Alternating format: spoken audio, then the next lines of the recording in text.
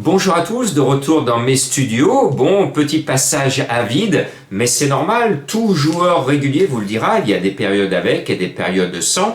On va faire en sorte de revoir ce mardi la tête du caissier avec un quintet clodoaldien, c'est le drôle de nom des habitants de Saint-Cloud. Bon, je tente un cheval qui m'intéresse actuellement, ça fait 2 fois qu'il se met en relief dans mes jumelles. C'est le 14 Shot Dawn. Eh bien, je me dis que ce cheval qui veut à tout prix gagner peut profiter du passage de ce quintet sur son palmarès en cours pour l'épingler. À vous de voir. Moi, je l'aime bien, ce numéro 14.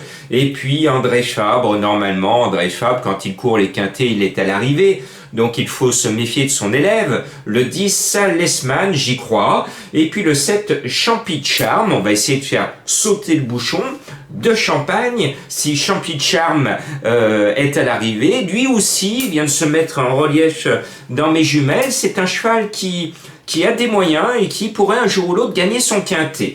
Le 8 Turania, alors lui il est en plein boom, il reste sur une victoire, il en supporte une petite surcharge. Entourage confiant, la forme est là, je n'ai rien à lui reprocher. Et puis la dernière fois, j'ai admiré une véritable peinture. Quand on dit qu'un cheval est une peinture, c'est qu'il est super beau, magnifique, une robe splendide. C'est le 4 Shamsabad. C'est un peu ma bête noire parce que j'ai tendance à l'oublier. Et puis actuellement, il est toujours 3e.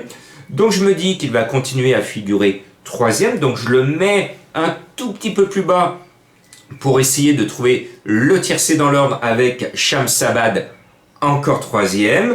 Donc là, je me dis qu'en le mettant au milieu de mon tableau, ça devrait être l'occasion de donner le tiercé dans l'ordre. Après, on va racheter là ce Jupira. Je fais partie d'un entraînement que j'aime bien, que j'estime. Elle a du poids parce qu'elle a gagné en début d'année. Mais excepté sa grosse déception de la dernière fois, elle est toujours là, première, troisième, première. C'est compliqué d'avoir un tel palmarès au niveau des gros quintés handicap. Donc pour une fois qu'on a un cheval qui montre honnêtement sa valeur sans jouer à cache-cache avec le handicapeur, on va lui pardonner son récent faux pas. Et moi je pense que Jupira a la qualité nécessaire pour montrer qu'elle est toujours là et qu'elle a du talent. Le 11 Argiron vient de finir en tête des battues aux portes du quintet, c'est-à-dire à la place d'Humeur, à la 6e place. Bon, il y a 2 Vermelaine, il fallait faire un choix.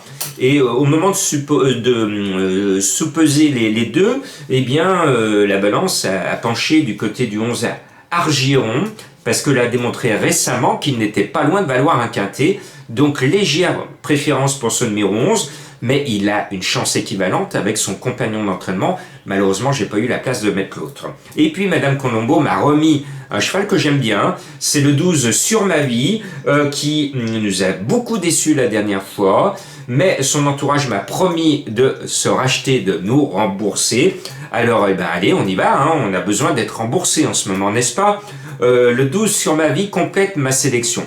Alors, un petit conseil que je vous donne, pour bien gagner, pour bien jouer, il faut accepter de perdre. Je vais vous conter une anecdote de perdant. C'était en 1983. J'étais depuis 1979 le plus grand fan d'Idéal du Gazo, de notre petit bonhomme.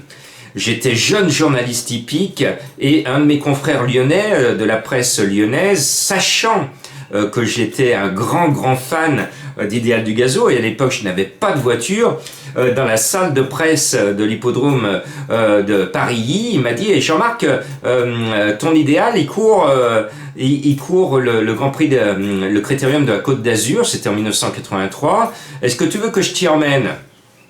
J'ai dit oui, et on est descendu, long déplacement, chargé de promesses. J'étais fou de joie de voir Idéal du Gazo en 1983, et il va marquer ma mémoire parce que c'est ce jour-là, le jour où il court, ce dimanche-là, où une image se grave éternellement dans ma mémoire. Je suis avec mes jumelles, et imaginez, je suis à Cannes-sur-Mer, il fait très beau, et là, pile, je suis dans les tribunes. Qu'est-ce que je vois? Je vois Idéal du Gazo, magnifique, ce joli petit noir, et puis derrière la Grande Bleue, et sur la Grande Bleue, un voilier. magnifique, magnifique. Et ce jour-là, j'avais fait tout le déplacement. Je l'ai joué sur l'hippodrome et ça a été l'une des rares fois où Eder Dugazo, il avait apparemment mal supporté le déplacement. Il était tout mou et il a déçu. Voilà comment j'ai appris à perdre. Imaginez de Lyon jusqu'à Cannes-sur-Mer, un week-end, un déplacement spécial. J'y crois, on y va. Et le cheval pas là. Eh bien, c'est une bonne leçon de vie. Il faut, si vous voulez gagner, accepter de perdre, essayer de comprendre pourquoi j'ai perdu, et surtout ne rien changer à vos habitudes. C'est pas parce que vous avez perdu que vous allez perdre tout le temps.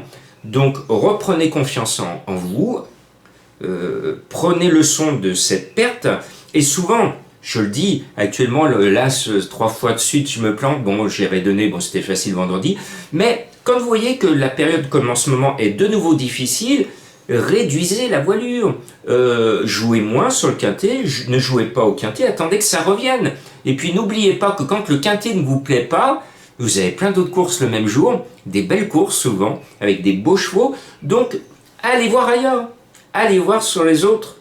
Et parce que mathématiquement, si vous jouez tous les jours au quintet, vous vous obligez à perdre. C'est mathématique. Je joue lundi, je joue mardi, je joue mercredi jusqu'à dimanche au quintet.